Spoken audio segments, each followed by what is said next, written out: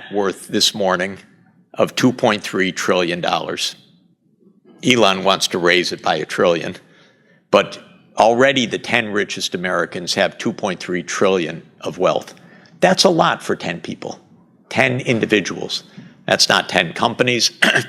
That's not 10 clans. That's 10 people. But they also happen to own a lot more. They own the White House. They installed the vice president. They determine U.S. government policy. They will own the cryptocurrencies, which will become our main currencies. They own all of the big platforms on which we communicate. They own YouTube, of course, which is the channel where I'm able to say sometimes things that are not in the U.S. government's liking, but I don't know for how long. They own my email address. They own the full knowledge of every keystroke I've made in the last 10 years, no doubt. They own my privacy. They own the newspapers like the Washington Post, owned by Jeffrey Bezos. They will own TikTok shortly, TikTok USA, because Larry Ellison is buying it on behalf of Benjamin Netanyahu, and Ellison will give it to his son as a nice gift. He's already given to his son Paramount Studios, Paramount Media, and CBS News. It's quite a world. And that's just 10 or so Americans. So we're in a very strange concentration of power, I think the likes of which we've never seen before. It has already destroyed democracy. We are democratic in form only, but we don't have a sensible non-democratic system. We have a privatized system, which is quite different. In China, which is not a democracy, it is a technocracy, and the business sector is subordinate to the government, clearly, as Jack Ma found out. In the United States, it's the other way around, which is the government is subordinate to the particular corporate class now of the big tech sector.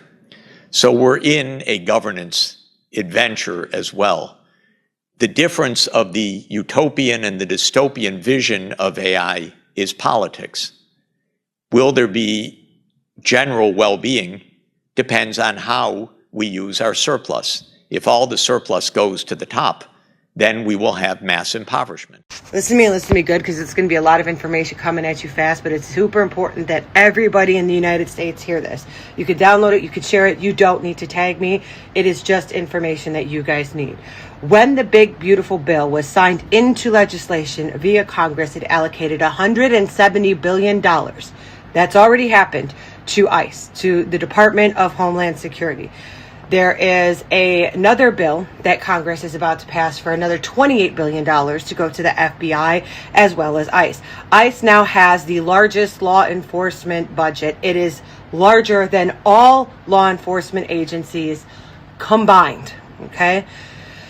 Why are they funneling them so much money? They are building their own private prison system. This is already underway. It is already being done. It is overseen by the FBI. They don't answer to the judges. They don't answer to anybody but the President of the United States. So the President of the United States of America will have his own prison system. It is an industrial prison system. He profits off of people being in jail, okay? That's how the American prison system has always worked. ICE agents are able to act with full impunity, and they are going to get paid for imprisoning you. ICE agents are also being trained by the IDF, which is the Israeli Defense Forces. The IDF is the Israeli army that is responsible for committing the genocide against Palestine. I'll let you fall down the rabbit hole and watch all of the footage of all of the horror they are inflicting upon the Palestinian people. But these are the people responsible for training ICE in crowd responses. So ICE's job is to specifically antagonize the American citizens so that they can act with full impunity, whether it's murdering them or imprisoning them. If they murder you, then they get rid of what they would consider a dissenter. If they imprison you, then they have a slave to make money off of. Either way, your interactions with ICE guarantee that the president makes more profit off of the citizens of the United States of America. And the most cruelest army we have seen in modern history is the one responsible for training ICE, but it doesn't stop there. Larry Ellison and Peter Thiel are American billionaires who are Israeli Zionists. They are outwardly donating money to the IDF, the Israeli Defense Forces. They are in support of Israel and the current genocide happening to Palestine. These are American billionaires, and they are billionaires by way of developing AI surveillance software. Currently, Israel and the IDF are using this AI surveillance software to help implement the genocide. It's also used in the United Kingdom for their digital ID, and ICE agents are already illegally using AI surveillance software provided to them by Israeli Zionists. All of this is intertwined. And if you're just new to this, Peter Thiel is also currently investing in offshore AI equipment that will mine minerals and gold in Greenland, anticipating the president is going to invade. So all of this is undoubtedly for the profit of the ruling billionaire class. What does that mean if you're a Trump supporter? It means this has fuck all to do with immigration. What does this mean if you're not a Trump supporter? It means that as an activist or even just a liberal, you are a dissenter.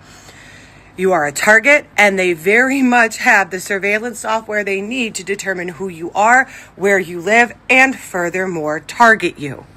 Now, I know a lot of you gung-ho Republicans are thinking, well, the army is going to come and save the American people. No, it's not. The Secretary of the Department of Defense is a man by the name of Steven Feinberg. Steven Feinberg is a Zionist. Steven Feinberg owns the second largest bank in Israel. Steven Feinberg owns an American company. He is a billionaire. It is called Capital Management. Capital Management's sole purpose is to provide privatized military contracts to the United States Department of Defense, which he is the secretary of. It's also massively important that we remind Americans they just failed their financial audit and can account for $506 billion of American taxpayer money that was budgeted to the Department of Defense. Why am I saying all of this? It's more likely that the Army would pair with the FBI, ICE, and IDF to further oppress citizens of the United States. They have made it very well known via Project 25 and Project 26 that they intend on getting rid of 100 million Americans. 100 million Americans is roughly 1/3 of the population in the United States of America. These people are now financed to commit a genocide, capable and willing to commit a genocide, and are operating with the backing, training, and also planning of people who are actively committing a genocide. There has never been a greater risk for the genocide of the citizens of the United States of America than there is at present. It does not matter what your political affiliation is. When AI surveillance kicks in, you will not have free speech. You will not have the constitutional right to peaceful assembly. You will not have the right to bear arms. You will not have freedom of press, and you will not have taxation with representation, because they are adamantly and vigorously funding a police authoritarian state while you don't have health care, while you don't have FEMA relief, while your children's Department of Education for the entire United States of a whole was defunded and funneled into the Department of Labor. They are intentionally letting you know that you and your children will be slaves if you are a Trump loyalist with none of your constitutional rights. And that is the best case scenario for those of you who have white skin in the United States of America. For the rest of everybody else, whether you're an activist, whether you're a Democrat, whether you're a minority, whether you're a woman, whether you're a migrant or an illegal migrant, you are a person of interest, and you are undoubtedly under attack, and the war they have declared is on you. I said it before yesterday, and I'm going to say it again today. The President of the United States of America has declared war on the citizens of the United States of America. Minneapolis is a very small example of what is to come for every city in the United States, especially now that they have the budgeting that they need, and they are already A, ramping up operations, B, ramping up recruitment, and C, building their privatized prison facility. You have two options right now. You either fight for your freedom or you leave. It is officially fight or flight time in the United States of America. Do with this information what you will, but first and foremost, I genuinely hope you spread it. All right, Shalom. All praise to the Most High, Yahweh, by Hashem, Yahweh Shai, by Hashem, Akakawadash, and double honor to our apostles, elders, and bishops here at Great Millstone for teaching His truth. It's going all around the earth, and Shalom to the hopeful elect out there. It's your brother, Atatsuwan, from the Great Millstone in St. Louis. And real quick, in this lesson, I put those two clips together, all right? And while I'm at it, you know, those two clips that are put in, I do not own the content of it, nor am I getting paid for those two clips. This video is just for information and teaching only, all right? We have the Copyright Act of 1976 in the foreground of this video. All right, so with that being said, we see as we get closer and closer to the end what these devils are doing in secret. All right, and we know that there are more than 10, as that one video said, Americans who are way into the billionaire stratosphere. Right, but all things that are being done on the left hand side by these rich people, all right, these wealthy people, these wealthy elites. We know all of that comes from Yahweh Shem Yahweh Shai, though they believe that they're in control of all of it. All right, and the 10 that I think he's a professor. I can't remember from what university. Those 10 that he described really are just minions, you know, compared to those who are really of the elite banking families, all right? And they're just merely puppets. The little money that they have, 50, 60, 75, 85 billion dollars, quote unquote, in wealth is absolutely nothing, all right, compared to what they have. But we see that they're making a push to gather all things and all people into their hands. And the scriptures have brought that out, all right? And the men of the Great Millstone, starting with our elder apostles here in the Brotherhood on down, have been teaching this for multiple years, multiple decades, if you will, and many years on the internet, right? On the YouTube, as that man said. Right? So what we're going to do is grab a few scriptures that identify him, all right, and exactly what his end shall be, and ultimately what the end game is that the saints will possess the kingdom, all right, when Yahweh Shai returns. Okay, so let's get it started here at Habakkuk chapter 2 and verse 1. It reads, I will stand upon my watch and set me upon the tower, and will watch to see what he will say unto me, and what I shall answer when I am reproved. And the Lord Yahweh answered me and said, write the vision and make it plain upon tables, that he may run that readeth it, right? And that's these scriptures, okay? Verse 2, for the vision is yet for an appointed time, but at the end it shall speak and not lie. Though it tarry, wait for it, because it will surely come, it will not tarry. And these things being the prophecies which are spoken of in the scriptures, and particularly dealing with this man, all right, this devil, okay, this devil of a man. Verse 4, behold, his soul which is lifted up is not upright in him, but the just shall live by his faith. Yea, also because he transgresseth by wine, he is a proud man, neither keepeth at home. And that's one of the indicators that you see today, in particular with what's going on in the news in the last 2 weeks concerning what happened in Minneapolis and the likes of other cities now, okay, and what's going on with Greenland, all right, and the fact that he has military bases all around the world, okay, who enlarges his desire as hell and is as death and cannot be satisfied, and nothing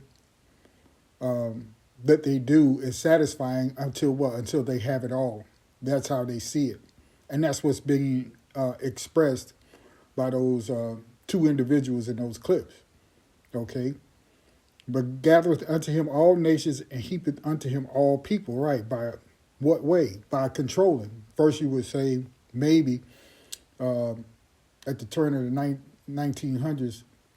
The 20th century, you had all nations and all peoples and all tongues try to came into Babylon the Great, right, via being migrants, Ellis Island, and the like.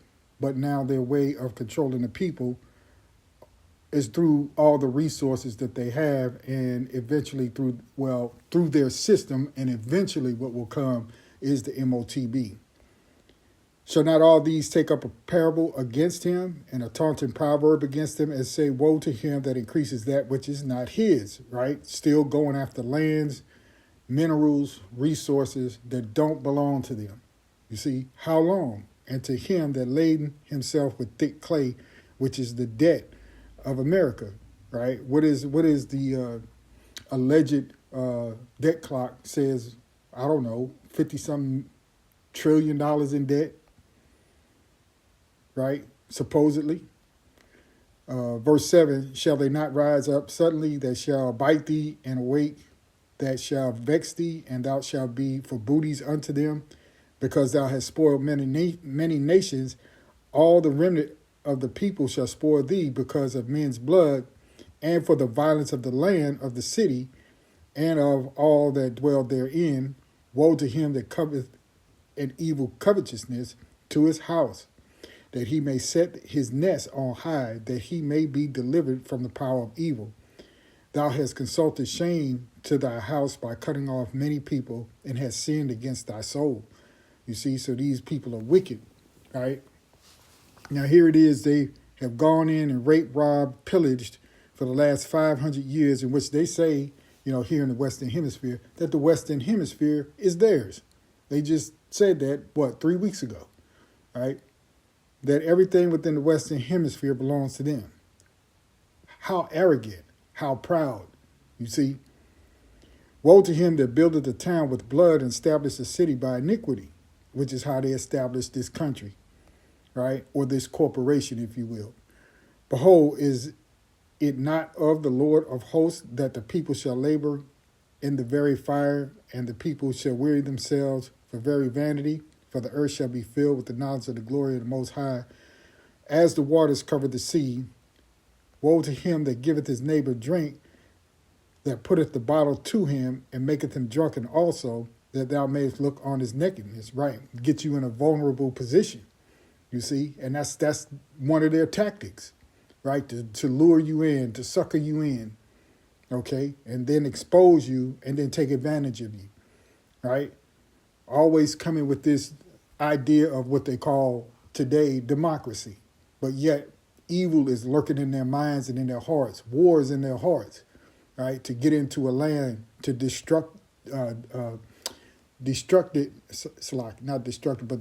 it, right? And then trying to go in and rebuild and all these other different things that they like to do just so they can get a foothold on the riches that's in that land, all right? Thou art filled with shame for glory. Drink thou also, and let thy foreskin be uncovered. The cup of the Lord's right hand shall be turned unto thee, and shameful spewing shall be on thy glory, right?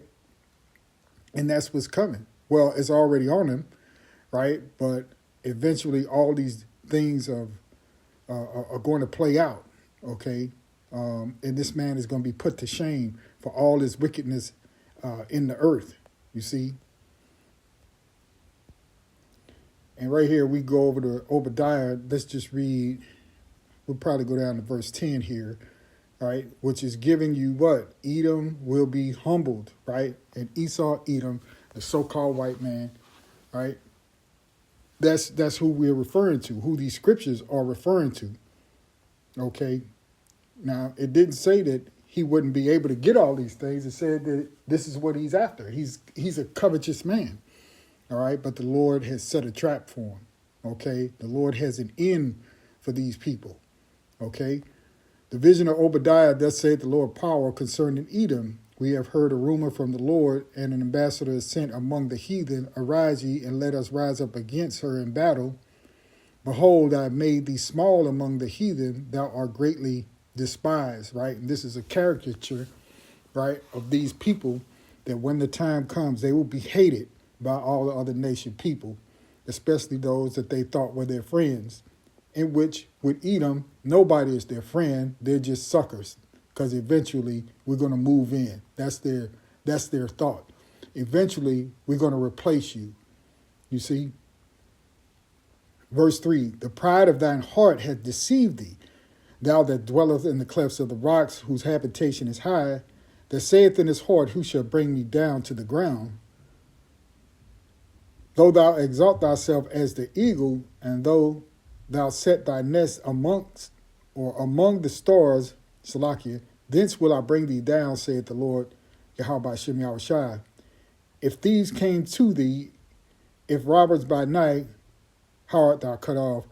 Would they have not stolen till they had enough? If the grape gatherers came to thee, would they not leave some grapes? Right.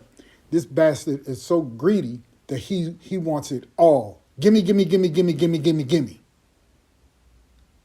You see? He's not willing to leave anything behind until he has everything. Verse 6, how are the things that Esau searched out? How are the hidden things sought up? So this is the time now that we're living in where everything that they're doing is exposed, okay? And people are not as blind as they once were, okay? Verse 7, all the men of thy confederacy have brought thee even to the border. The men that were at peace with thee have deceived thee and prevailed against thee. They that eat thy bread have laid a wound unto thee. There is none understanding in him. Shall I not in that day, saith the Lord, even destroy the wise men out of Edom and understanding out of the mouth of Esau? Yeah, and you can just think of one person that this this right here applies to is this dimension-ridden so-called president that you have now. Okay? There's no wisdom in him or his counsel. Okay, verse 9, and thy mighty men, O Teman, shall be dismayed to the end that every one of the mount of Esau may be cut off by slaughter, right? For thy violence against thy brother Jacob, shame shall cover thee, and thou shalt be cut off forever. You see? And we can go on down all the way, finish the chapter out, but you get the point, okay? Because this man is wicked, all right? He will try to destroy you in order to gain the entire world, right? That everything will be in their hands. This is Jeremiah 49, and you see here prophecy against Edom. Verse 7, it says, concerning Edom, thus saith the Lord of hosts, is wisdom no more in Teman, right? We just read about how the Lord said that he's going to take the wisdom out of their smartest group, all right? Out of all their men who are doctors, as they call themselves, engineers, and so on, who can construct different weaponry and so on and so forth. All right. Is counsel perished from the prudent? Is their wisdom vanished? Flee ye, turn back, dwell deep, O inhabitants of Dedan, for I will bring the calamity of Esau upon him, the time that I will visit him. Here it is again. If grape gatherers come to thee, would they not leave some gleaning grapes? If these by night, they will destroy till they have had enough. You see, because of that covetousness, that pride, that evil that is in them. Okay, that's the way that they're wired. That's the way that they're built. Okay, there's not one good one. Okay, but I have made Esau bare. I have uncovered his secret places, and he shall not be able to hide himself. His seed is spoiled, and his brethren, and his neighbors, and he is not. Okay, let's go on a little bit. Leave thy fatherless children; I will preserve them alive, and let thy widows trust in me. For thus saith the Lord: Behold, they whose judgment was not to drink of the cup have surely drinking, and thou art thou he that shall altogether go unpunished. Thou shalt not go unpunished, but thou shalt surely drink of it. You see, so we had the cup. Now the cup is passing to Esau, Edom, even to their lowest degree brethren, all right, who are crying out for somebody to help them now in America. Okay? This is Amos 1 and 9. Let's start at 9. It says, Thus saith the Lord Yahweh, for 3 transgressions of Tyrus, and for 4 I will not turn away the punishment thereof, because they delivered up the whole captivity to Edom, and remembered not the brotherly covenant. Yeah, they so wicked. You know, Esau wanted to kill Jacob, you see, and nothing has changed. But I will send a fire on the wall of Tyrus, which shall devour the palaces thereof. Thus saith the Lord Yahweh, for 3 transgressions of Edom, and for 4 I will not turn away the punishment thereof, and that's to drink of that cup of wrath. Okay? Because he did pursue his brother with the sword, and did cast off all pity, and his anger did tear perpetually ongoing, and he kept his wrath forever. You see? But I will send a fire upon Teman, which shall devour the palaces of Bozrah. In America, could be looked at as a chief city of the Edomites, right? Like Bozrah, right, of ancient times. We'll get a few more here, all right? So that's what the destruction is that will eventually hit Esau, Edom. And we know that in that, the saints will receive the kingdom of the Lord, all right? Because all that they're gathering, they're going to vomit it back up. You know, we're going to get all the riches. We're going to be the kingdom, the righteous kingdom upon the earth here when Yahweh returns. All right. I, Daniel, was grieved, Daniel 7:15. I, Daniel, was grieved in my spirit in the midst of my body, and the vision of my head troubled me. I came near unto one of them that stood by and asked him the truth of all this. So he told me and made me know the interpretation of the things. These great beasts, which are 4 kings which shall arise out of the earth, talking about that dream of Nebuchadnezzar and Daniel breaking the dream down to the statue, right? You can read that in the chapters, okay, chapter 2, you know, and so on. Verse 18, but the saints of the Most High shall take the kingdom and possess the kingdom forever and, forever, even forever and ever. Then I will know the truth of the 4th beast, which is the 4th beast that we're in now. We're in those toes, right, and feet of miry clay and iron, okay? Then I will know the truth of the 4th beast, which was diverse from all the others, exceeding dreadful, whose teeth were of iron, and his nails of brass, which devoured, brake in pieces, and stamped the residue with his feet. Okay, which his feet, this man's system, this dragon system, okay, the Roman Empire onward up until today, okay, and of the 10 horns that were in his head, and of the other which came up, and before whom 3 fell, even of that horn that had eyes and a mouth that spake very great things, whose look was more stout than his fellows, right? America, right, would eventually come out of that spawn of Britain and I think it was Britain, France, and if I'm not mistaken, I think it was Spain. All right, but in any event, it is referring to Babylon the Great, right, the daughter of Babylon, or AKA America.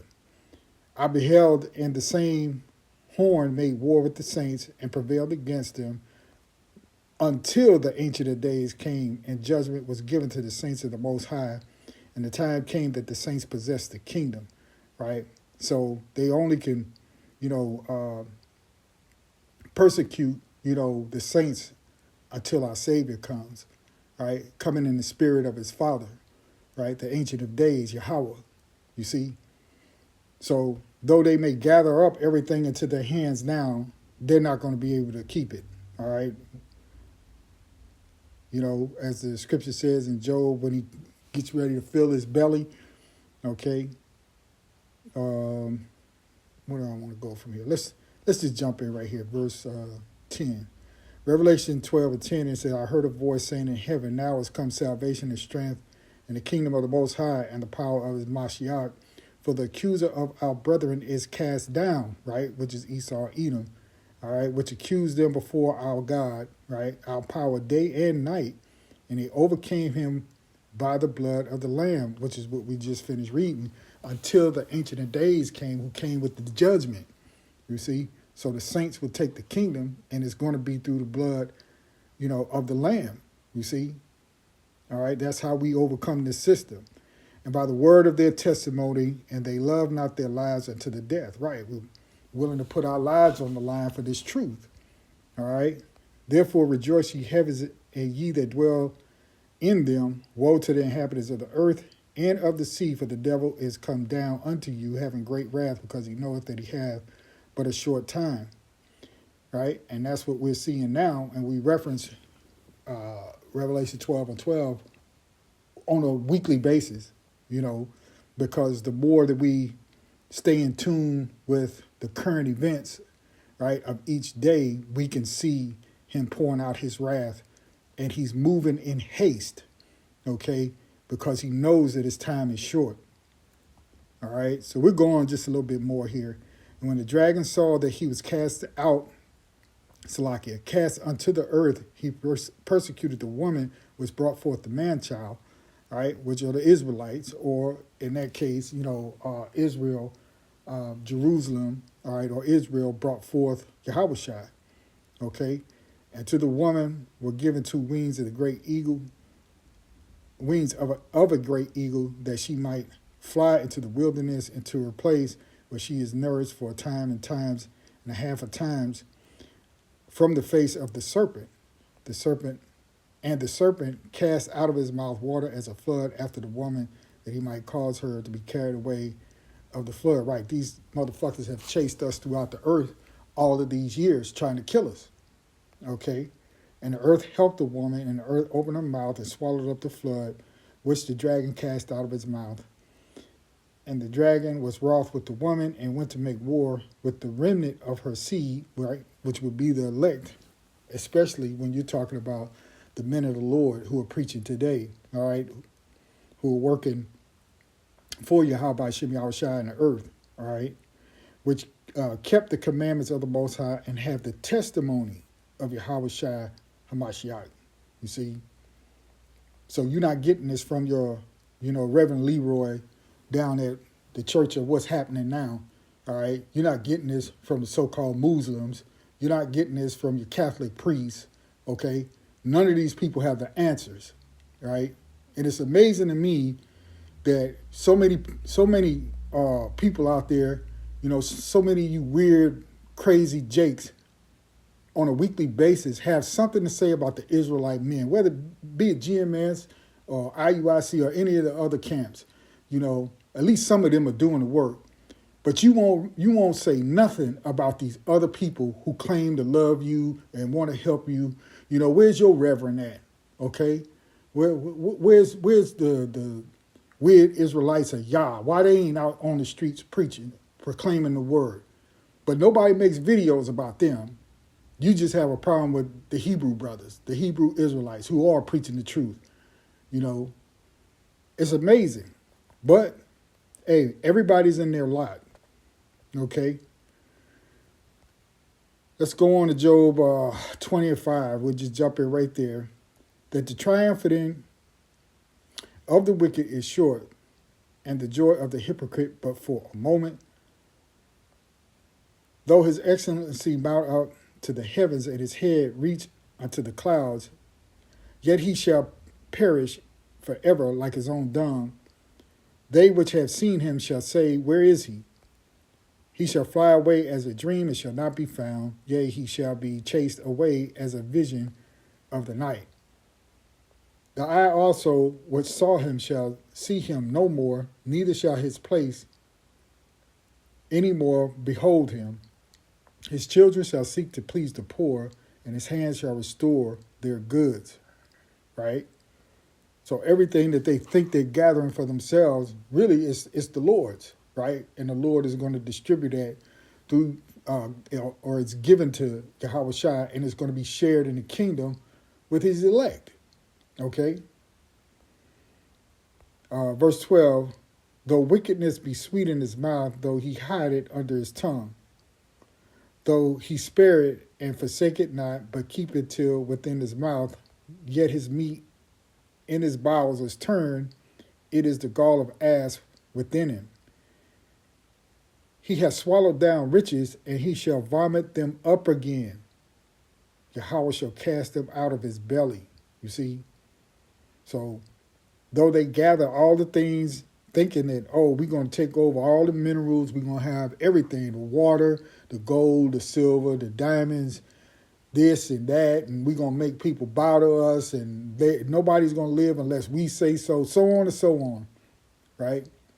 He's got all these big plans, but he doesn't know, what's in store in terms of how their kingdom is not going to last, right? It's not an everlasting kingdom. This place is not going to last forever, right? The real true kingdom is on its way, right? In fact, let me get something real quick. What do I want to do? Salakia, right? Because we're at that time. I want to go to Second Esdras. Just bear with me for a quick second here. Second Esdras 6, right? Let's see jump in about verse 7 maybe.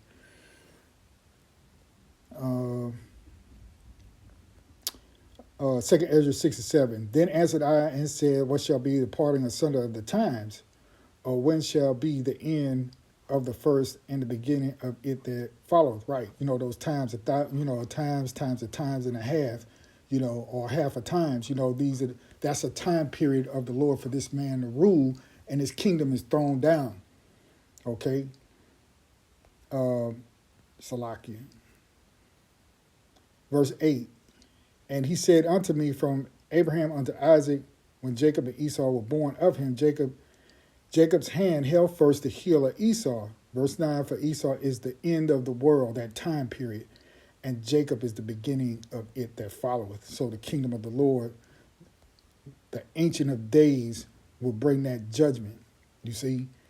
So although they gather all of this, it means absolutely nothing in the grand scheme of things, okay? I don't know why I had Amos 9. Okay, 1 and 9. We read that already. So, all right, pretty much that's it. Salaki, I didn't mean for it to go that long, but I saw those two clips. I think I got them yesterday, and just thinking about how I was going to present a lesson on them. Okay, but we see the moves of Esau, Edom. No need to be afraid of it, right? They're within their characteristics of who they really are. All right, but just know that the scriptures are real and true, right? And deliverance is on the way. All right, so hold fast to what you have, right? Unto death, and the Lord shall give you a crown of life. All right, so with that, I'll end the lesson right there. All praise to the Most High, Yahweh, by Hashem Yahushua. Shalom.